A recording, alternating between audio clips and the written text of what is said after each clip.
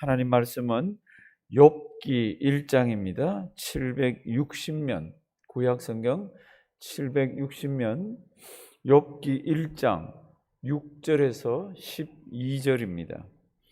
오늘부터 욥기 시작하는데요. 욥기는 전체 다를 이번에는 보질 않고 앞부분하고 또 중간에 이렇게 보아야 되는 여러 사상들이라 그럴까?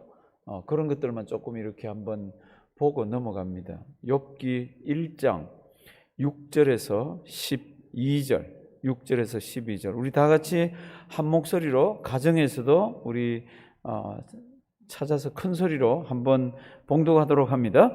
하루는 하나님의 아들들이 와서 여호와 앞에 섰고 사단도 그들 가운데 왔는지라. 여호와께서 사단에게 이르시되 내가 어디서 왔느냐? 사단이 여호와께 대답하여 가로되 땅에 두루 돌아 여기저기 다녀왔나이다. 여호와께서 사단에게 이르시되 내가 내 종 욥을 유의하여 보았느냐? 그와 같이 순전하고 정직하여 하나님을 경외하며 악에서 떠난 자가 세상에 없느니라. 사단이 여호와께 대답하여 가로되 욥이 어찌 까닭 없이 하나님을 경외하리이까? 주께서 그와 그 집과 그 모든 소유물을 산울로 두르심이 아니니까 주께서 그 손으로 하는 바를 복되게 하사 그 소유물로 땅에 널리게 하셨음이니이다. 이제 주의 손을 펴서 그의 모든 소유물을 치소서. 그리하시면 정령 대면하여 주를 욕하리이다. 여호와께서 사단에게 이르시되 내가 그의 소유물을 다 내 손에 붙이노라. 오직 그의 몸에는 내 손을 대지 말지니라. 사단이 곧 여호와 앞에서 물러가니라. 아멘. 욥기를 왜 처음부터 끝까지 다 하나하나 보지 않나 그러면 욥기가 앞부분 지나서 뒷부분으로 지나가면서 친구들이 와서 막 이렇게 이야기를 하면서 욥과 변론하는 부분들이 많이 있습니다. 굉장히 길어요. 그 부분들 보면은 친구들이 욥에게 막 뭐라고 얘기를 합니다. 근데 그걸 우리도 이렇게 가만 보면 맞아, 맞지, 하나님의 말씀이니까 맞지, 이렇게 하는 부분이 있는데 그런 것들이 거의다가 틀리는 것들이 많습니다. 그래서 그런 부분들은 조금만 이렇게 보고 이렇게 넘어가고 앞부분하고 뒷부분하고 이렇게 이제 볼 겁니다. 욥기는 누가 썼습니까? 누가 쓴 것 같아요? 아무도 모릅니다. 매일 밥 먹고 성경만 연구하는 사람들도 욥기는 누가 쓴지 모릅니다. 욥기니까 욥이 썼겠지. 잘 모릅니다. 욥이 언제 인물입니까? 이 사람 진짜 사람입니까? 지어낸 인물입니까?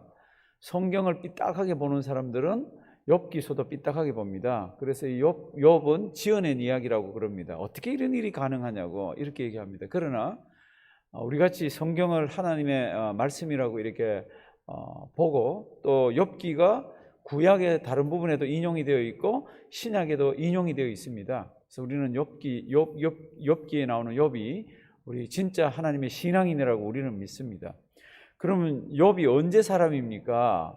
참 이제 이게 어려워요.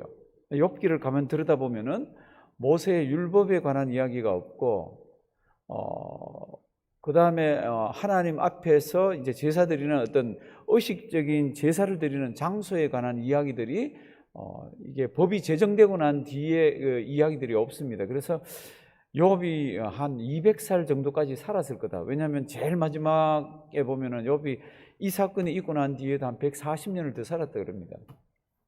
그러니까 한 200살 정도까지는 살지 않았을까? 그렇다면은 인간의 평균 수명이 200살 정도 살았던 성경 시대는 아브라함 시대 근처 까딱까딱입니다. 그러니까 욥은 아마 아브라함 시대 그 근처의 인물이었을지도 모른다. 그럼 욥이 어디에 살았습니까? 욥이 살았던 지역은 가나안이 아닙니다. 지금 이라크나 아니면 이란이나 있는 그쪽 중동 지역에 있는 거기에서 살았을 거라고 이렇게 추측을 합니다. 그럼에도 불구하고 욥을 대단한 신앙인이라고 생각하는 이유는 그 당시 그 지역은 여호와 하나님에 관한 그런 믿음이 없을 때입니다. 그런 신앙이 전혀 없을 때예요. 그런데 욥은 보면은 반듯한 신앙을 가지고 있습니다. 그래서 욥이라는 인물이 하나님께도 칭찬을 받고 우리도 이렇게 들여다보면서 정말 대단한 분이네 이렇습니다. 지금부터 이제 욥기를 빨리 한번 봅니다. 오늘 설교 제목은 내 종 욥을 유의하여 보았느냐. 하나님이 사탄에게 하는 이야기입니다. 하나님이 얼마나 욥을 자랑스럽게 생각하는지 몰라요. 내 종 욥을 유의해서 봤느냐 네가? 이렇게 얘기를 합니다. 여호와 하나님이 우리도 그렇게 자랑스럽게 생각하기를 바랍니다. 저 봐라 내 종 얼마나 신앙생활 반듯하게 하냐. 어려움이 있어도 힘든 일이 있어도 참 말씀만 붙들고 하나님 앞에서 흔들리지 않지. 그를 유의해 봤느냐? 이제 이런 마귀와 사탄과 대화하는 모습들이 있습니다. 1장 1절. 우수 땅의 욥이라는 사람이, 우수가 어딘지 잘 모릅니다. 집에서 구글링해 보시면 요즘은 이런 것들이 싹 다 나옵니다. 우수 땅의 욥이라 이름하는 사람이 있었는데 그 사람은 순전, 정직, 하나님을 경외. 이 사람 신앙이 굉장히 좋아요. 하나님을 경외합니다. 그런데 겉으로 드러난 하나님을 경외하는 모습이 뭡니까? 아주 순전하고 정직합니다. 순전하고 정직하다는 것은 죄를 안 짓는다는 뜻이 아닙니다. 험이 없다는 뜻이 아닙니다. 그가 어떻게 하든지 하나님 아버지 앞에서 도덕적으로 윤리적으로 신앙생활 잘 하려고 그러면서 하나님을 믿는 믿음이 있었다는 뜻이에요.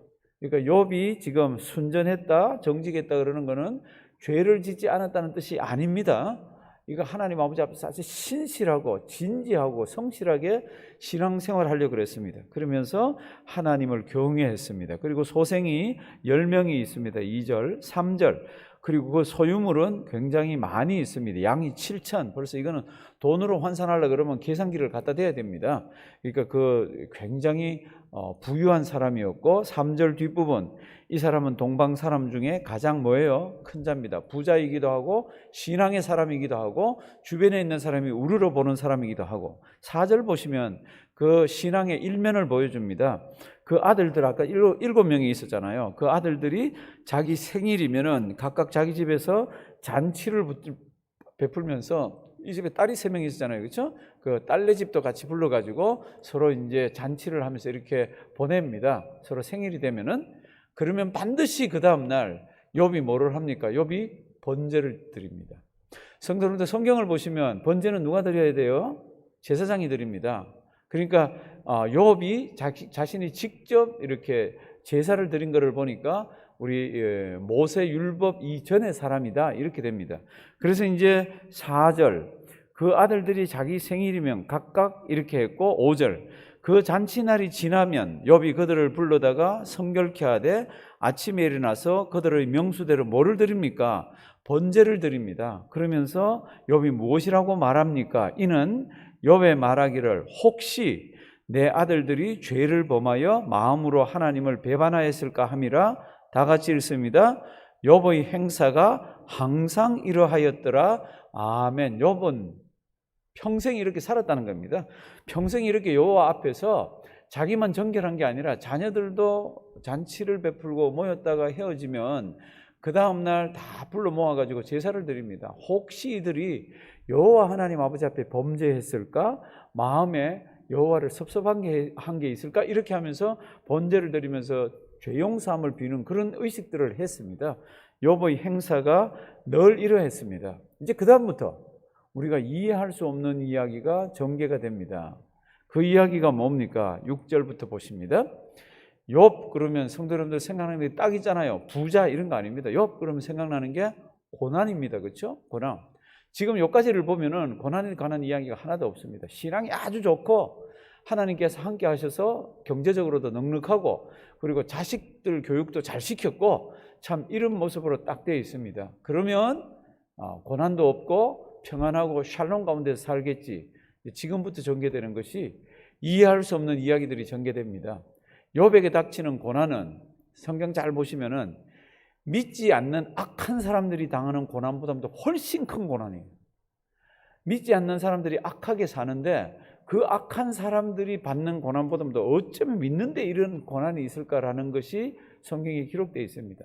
그럼 그게 어떻게 시작되는지 한번 보십니다. 6절. 우리가 잘 이해하지 못하는 내용이 많다 그랬습니다. 1장 6절. 하루는 하나님의 아들들이 와서 여호와 앞에 섰고 사단도 그들 가운데 왔는지라. 하나님의 아들들이 누굽니까? 많은 학자들이 천사들이라고 그럽니다. 그런데 거기에 누가 어슬렁어슬렁 나타납니까? 누가요? 사탄이. 원문을 제가 어젯밤에 다 확인을 해보니까 이 사탄이 하사탄이에요. 그리고 그놈 사탄이에요. 그럼 성경에서 얘기하면 그놈 사탄은 누군지 다 압니다.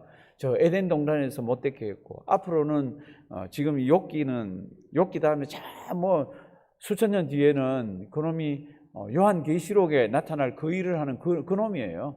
그놈 사탄이 하나님의 의전회의에 어슬렁어슬렁 나타났습니다. 여기에서 학자들이 멈추어 갖고요, 어떻게 해서 이 일이 가능한가 막 그러면서 뭐 몰래 숨어서 들어왔을 것이라 그런 학자도 있더라고. 그 다음에 뭐 어쩌고 저쩌고 이런 얘기들이 있어요. 근데 저는 딱 잘라서 얘기합니다. 잘 모르겠어요. 하나님 그냥 허락해 주니까 그냥 들어왔잖아요. 그죠? 하나님이 허락해 주니까. 저는 잘 모르겠어요. 많은 학자들이 뭐라고 막 얘기를 합니다. 근데 한인동산장로교회 담임 목사는 입장이 모르겠어요. 근데 왔어요. 보십니다. 6절. 하루는 하나님의 아들들이 와서 여호와 앞에 섰고 사단도 그들 가운데 왔습니다. 그래서 하나님이 사단에게 물어봅니다. 참 사단도 대답이 지금부터 이제 보면은 이게 전부 대화체로 되어 있습니다. 특별히 욥기는 전부 대화체로 이렇게 되어 있잖아요. 그렇죠? 지금은 하나님과 사단, 저 뒤로 가면은 욥과 친구들 막 변론을 일으키고 하면서 전부 이 대화들입니다. 7절. 여호와께서 사단에게 이르시되 내가 어디서 왔느냐? 이렇게 물었습니다. 그랬더니 사단의 대답이 걸작입니다. 그리고 이 사단의 대답은 잘 기억하셔야 됩니다. 사단이 여호와께 대답하여 가로되 땅에 어떻게 해요? 두루 돌아 여기저기 다니다 왔습니다. 기억하세요.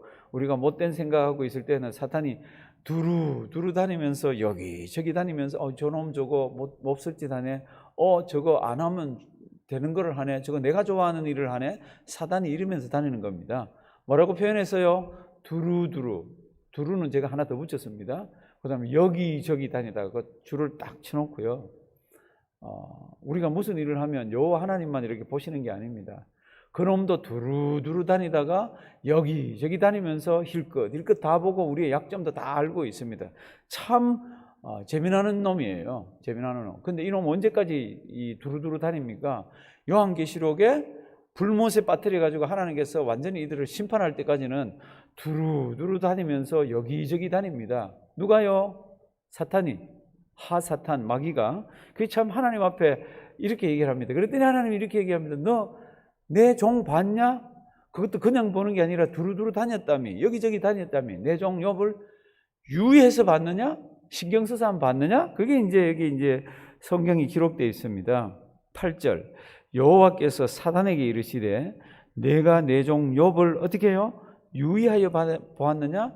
이렇게 다니다가 저놈 신앙생활 잘하네? 내일도 잘할까? 모레도 잘할까? 어려운 일이 있을 때도 잘할까? 이렇게 유의해서 봤냐는 겁니다. 이게 하나님이 욥에 대해서 어떤 생각을 갖고 계세요? 성경이 굉장히 자기의 백성이지만 자랑스럽게 생각하고 있으세요. 참 신앙생활 잘한다, 반듯하다, 참 인간이지만 제가 처음에 말씀드렸습니다. 이게 순전하다는 뜻은 히브리 말로는 탐이라 그러는데 이게 죄를 안 짓는다는 뜻이 아닙니다. 참 최선을 다해서 하나님 아버지 앞에서 신앙생활하는 자입니다. 8절로 다시 넘어가 보시면 8절로 여호와께서 사단에게 이르시되 내가 내 종 욥을 유의하여 보았느냐? 그와 같이 뭐하고? 순전하고 뭐하여? 정직하여 하나님을 경외하며 악에서 떠난 자가 세상에 없느니라. 그를 유념해서 보았느냐? 이렇게 했습니다. 그랬더니 이 하사탄, 마귀가 톡 뱉어내는 말이 있습니다. 이 말이 또 재밌습니다. 지금 전부 대화로 되어 있다 그랬습니다. 그렇죠? 9절. 그놈 사탄이 여호와께 대답하여 가로되 욥이 어찌 뭐라고요? 까닭 없이 하나님을 경외하겠습니까? 욥 신앙 좋다. 그와 같이 순진하고 정직하고 여호와를 경외하는 자를 보았느냐? 사탄이 얘기합니다. 그거 까닭 없이 그렇게 할 리가 있겠어요? 하나님께서 당신이 산 울로 재산을 보호하시고 건강을 보호하시고 아이들을 키워주시고 하는 게 눈에 드러나니까 그렇지. 그 재산 없어지고 건강 없어지고 뭐 주변에 있는 것 이렇게 뭐 없어지면은 그가 하나님 섬기겠어요? 어이구 그거 모를까 봐요. 이렇게 이제 사탄이 빈정대는 겁니다. 지금 욥기는 굉장히 재미나게 되어 있습니다. 잘 보시면 이게 전부요 이렇게 시같이 되어 있고 산문으로 되어 있고 이런 것들이 막 이렇게 기록이 되어 있습니다.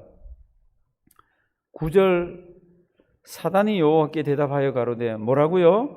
욥이 까닭 없이 하나님 경외하리까. 우리가 신앙생활 잘하면요, 옆에 있는 안 믿는 사람들이 저거 그래도 평안하니까 잘 섬기지, 적어도 어려움 당해봐 하나님 저주할지도 몰라, 신앙 흔들릴지도 몰라, 이러고 있는 겁니다, 세상이. 근데 이제 마귀가 그렇게 대답을 합니다. 이제 10절 보십니다. 주께서 그와 그 집과 그 모든 소유물을 어떻게 해요? 산울로 두르심이. 산울이라는 것은 산나무를 가지고 이렇게 든든하게 막아주는 겁니다. 짐승도 못 쳐들어오게, 그 다음에 안에 있는 짐승들도 밖에 못 나가게 이렇게 잘 보호해 주는 겁니다. 산울로 두르심이 아니니까 주께서 그 손으로 하는 바를 복되게 하사 그 소유물로 땅에 늘리게 하셨음이니이다. 까닭 없이 그렇게 신앙이 좋을 리가 있어요? 하나님만 붙들 리가 있어요? 하나님이 보호해 주시고 복을 퍼부어 주시니까 그가 그렇지, 이렇게 얘기를 합니다. 그랬더니 11절, 이제 주의 손을 펴서 그의 모든 소유물을 치소서. 그리하시면 정령 어떻게 해요? 대면하여. 성도들도 하나님을 우리는 대면할 수가 없습니다. 그런데 이게 다 비유적인 거잖아요. 하나님은 영이시라서 눈에 보이지를 않습니다. 그런데 저놈을요, 지금 마귀가 하는 거예요. 저놈을요, 하나님이 재물을 한번 쳐보시면 단반에 하나님 대면에서 고개를 빠딱하게 들고 하나님 왜 그러세요? 그러면서 원망 불평할 거라는 겁니다. 이게 이제 사탄이 하나님 아버지 앞에서 이렇게 이야기를 합니다. 사탄의 뜻이 뭐예요? 사탄, 참소자입니다. 참소자, 이간자입니다. 하나님과 우리 사이를 이간하고 우리가 뭐 잘못했다 싶으면 그거 가지고 하나님께 고자지라고 하는 그런 뜻이 마귀라는 뜻이에요. 그래서 이제 11절, 그렇게 재산을 한번 쳐보시면 하나님 저놈은 분명히 대면에서 하나님 저주할 겁니다. 달라들 겁니다. 참 재미나는 얘기합니다. 12절 다 같이 한번 읽습니다. 여호와께서 사단에게 이르시되 내가 그의 소유물을 다 내 손에 붙이노라. 오직 그의 몸에는 내 손을 대지 말지니라. 사단이 곧 여호와 앞에서 물러가니라. 아멘. 이거는 지금 욥이 모르는 이야기입니다. 근데 하나님이 뭐라 그러시죠? 그래, 그러면 내가 그의 소유물을 다 내 손에 붙이노라. 오직 그의 몸에는 내 손을 대지 말라. 네가 재물을 한번 쳐보면은 하나님 대면에서 원망할 거라 그랬으니까 네가 한번 해봐라. 그러면서 사단에게 하나님께서 뭐를 하시죠? 허락을 하십니다. 한번 따라 하실래요? 허락. 하나님께서 사단에게 그걸 허락하십니다. 참 이게 어려운 이야기예요. 그렇게 해서 그다음부터 뭐가 진행됩니까? 지금부터 이제 고난이 시작됩니다. 욥은 그 고난의 이유를 압니까? 모르죠. 우리는 지금 이런 일이 진행되는 거를 성경을 다 지금 앞뒤 몇 번을 읽었으니까 다 알죠. 당사자인 욥은 모릅니다. 그런데 하나님께서는 왜 이것을 기록을 하셨습니까? 하나님의 백성들은 다 이런 일이 있다는 겁니다. 고난을 좋아하는 사람은 아무도 없습니다. 신앙생활하면서 하나님을 섬기면서 신앙이 대장군 같다, 장수 같다 그래도 고난을 좋아하는 사람은 아무도 없습니다. 그럼에도 불구하고 고난이라는 것은 누구에게나 다 닥칩니다. 고난이 다 닥치면은 그때 하나님의 백성들은 이렇게 기도를 합니다. 하나님, 정말로 이걸 잘 이겨서 내가 정금같이 이걸 나오게 해 주시옵소서, 이렇게 기도를 합니다. 그런데 그 결과의 열매는 정금처럼 내가 나오게라는 열매는 좋아하는데 그 과정, 겪어가는 그 과정은 다 싫어합니다. 다 싫어합니다. 누구든지 싫어합니다. 그럼에도 불구하고 하나님께서는 그 고난의 현장에 툭 내버려 둡니다. 참 이게 숙제예요. 고난이 없는 사람 아무도 없습니다. 고난을 안 겪어본 사람 아무도 없고 앞으로도 고난을 안 당할 사람 아무도 없고 그런 가정 아무 가정도 없고 어떤 교회도 고난을 안 겪어본 교회가 없고 어떤 전부 그렇습니다. 하나님께서는 왜 그걸 허락하십니까? 성경에는 그 부분에 관한 이야기가 많이 있는데 시편 119편을 보면은 고난당하는 것이 내게 무엇이라? 유익이라. 내가 고난당하는 뒤에 내가 율례도 지키고 하나님의 법도도 지키고 하나님의 법이 뭔지도 알고 하나님을 더 사랑하게 되었노라, 이렇게 되어 있습니다. 성도님들, 고난이 오면요 그거 원망불평하지 마십시오. 우리는 입에서 툭 하나님 왜 그러실까? 하나님 그러면서 막 원망불평이 나올라 그럴지도 있을 때가 있는지 모르지만 이 말씀 오늘 잘 기억하십시오. 2001년도에 9/11 9.11이 터졌습니다. 그날 아침 일찍 워싱턴 DC에서 그 쌍둥이 빌딩에 회의가 있는 사람이 있었습니다. 아주 유명한 사람이에요. 제가 이름은 잘 모르겠어요. 책만 이렇게 봤는데 그 사람이 아침 일찍 워싱턴 DC에서 비행기를 타려고 공항에 갔다가 시간이 많아서 커피를 한 잔 마시려고 그럽니다. 근데 커피 줄이 너무 길어요. 그래서 할 수 없어서 자기가 과일 주스를 마십니다. 이야기를 했는데 그 말을 알아듣는 사람이 영어를 잘 못하는 사람이라 과일 주스에다가 얼음을 너무너무 많이 넣어줍니다. 근데 이 사람은 뭐 그거를 이제 먹었어요. 근데 그게 너무 차가지고 아침에 배탈이라 합니다. 비행기를 타고 오는데 막 배가 정신이 없습니다. 그래서 공항에 내려가지고 뭐 약속 시간은 10시지만은 할 수 없이 화장실에 가서 막 처리하고 막 이러다가 늦었어요. 늦어가지고 택시를 타고 맨하탄으로 쑥 들어가는데 맨하탄이 막혀 있는 거죠. 택시를 타고 들어가서 맨하탄 입구에서 보니까 두 번째 그 몽둥이 빌딩이, 쌍둥이 빌딩이 무너지는 거 있잖아요. 이 사람이 이렇게 얘기합니다. 원망불평하지 마세요. 그러면서 하나님은 조금 불편한 순간을 통해서 더 나은 길로 인도하십니다. 이 사람 일찍 가가지고 거기 있으면 어떻게 됐어요? 이 사람 죽었어요. 그러니까 그런 일이 나기 전까지는 속으로 원망불평이 많은 거죠. 택시 타고 가면서 왜 이런 일이 나에게 일어나가지고 왜 그러면서 투덜투덜 그랬을 수도 있습니다. 그런데 일이 딱 내고 난 뒤에 신앙인이에요, 이 사람. 일이 딱 터지고 난 뒤에는 하나님이 신앙인들에게는 조금 불편한 일이 있는 것을 허락하시면서 또 다른 길로 인도하시네. 이걸 이 사람은 깨달았어요. 이건 이 사람 얘기입니다. 근데 욥은요, 몰라요. 언제까지요? 끝날 때까지 몰라요. 언제까지요? 하나님이 나타나서 이야기해 주실 때까지. 우리들에게도 고난이 있습니다. 고난의 문제는요, 목사 아니라 누구라도 이거는 막 끌고 가기가 어려운 문제들이에요. 우리 욥 기서를 보면서 이렇게 고난을 이겨내고 고난을 다른 시각에서 볼 줄 아는 신앙의 대장부들이 되기를 주님의 이름으로 부탁드립니다. 살아계신 하나님, 참 어려운 이야기를 접하게 됩니다.